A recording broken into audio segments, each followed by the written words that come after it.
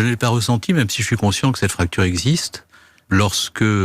il m'arrivait de dire, je le disais souvent, parce que j'étais précisément préoccupé de faire en sorte que la lutte contre le terrorisme se fasse dans le respect des principes de l'état de droit,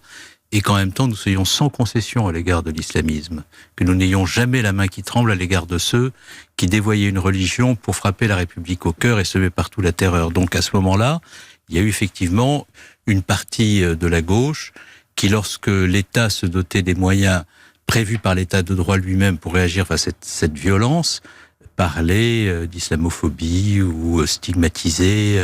l'état d'urgence comme une sortie de l'état de droit alors qu'il n'était rien d'autre qu'un instrument de l'état de droit pour protéger la République contre une violence extrême. Même si, bien entendu, il m'est arrivé comme ministre de l'Intérieur de devoir prendre des dispositions pour préciser les mesures de l'état d'urgence de manière à ce qu'elles-mêmes ne soient pas dévoyées. Donc oui, cela existe et je pense que cette fracture-là, il faut la surmonter. Il faut la surmonter dans l'affirmation très ferme des valeurs républicaines et il faut aussi l'affirmer dans la volonté de la République de prendre dans ses bras tous ses enfants, et notamment les musulmans de France, qui ont été, pour un certain nombre d'entre eux, victimes des attentats. Moi, je ne peux pas oublier, comme ministre de l'Intérieur, la figure et le symbole d'Ahmed Merabé, policier portant l'uniforme français, de la police française, qui se retrouve dans la police parce qu'il est amoureux des principes de la République et des valeurs de la République. Tué au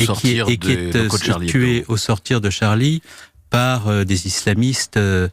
qui sont emportés par la haine de l'autre, y compris de leurs prochains musulmans. Il y a des musulmans qui sont tombés aussi au moment de l'attentat de Nice, au moment de l'attentat du Bataclan.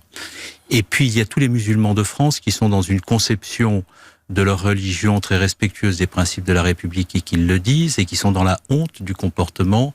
de ceux qui, dans le dévoiement de leur religion, cherchent à semer partout la violence, la division et la terreur. Et ces musulmans, je les ai toujours appelés, lorsque j'étais ministre de l'Intérieur, à faire entendre davantage leur voix, à s'exprimer davantage, parce que ils sont aussi la fierté de la République dans l'attachement qu'ils ont aux valeurs du vivre ensemble et aux valeurs républicaines qui constituent notre patrimoine commun. Donc, être aujourd'hui ardemment républicain et être ardemment de gauche dans la volonté de voir la République lutter contre l'islamisme par les moyens de l'état de droit et non pas dans la sortie de l'état de droit, moi je n'ai jamais, là non plus, fait la moindre concession à ceux qui demandaient qu'on mette toutes les fichiers S en rétention, parce que je voyais bien ce que cela représentait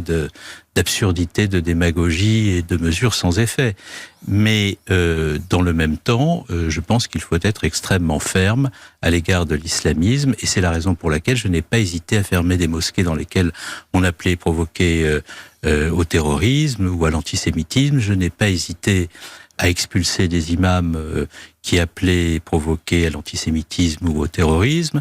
Et j'ai toujours entretenu avec les musulmans de France un dialogue qui était respectueux et exigeant, parce qu'un républicain doit être aussi capable, lorsque l'heure est grave, de rappeler à chacun ses responsabilités dans le respect des uns et des autres.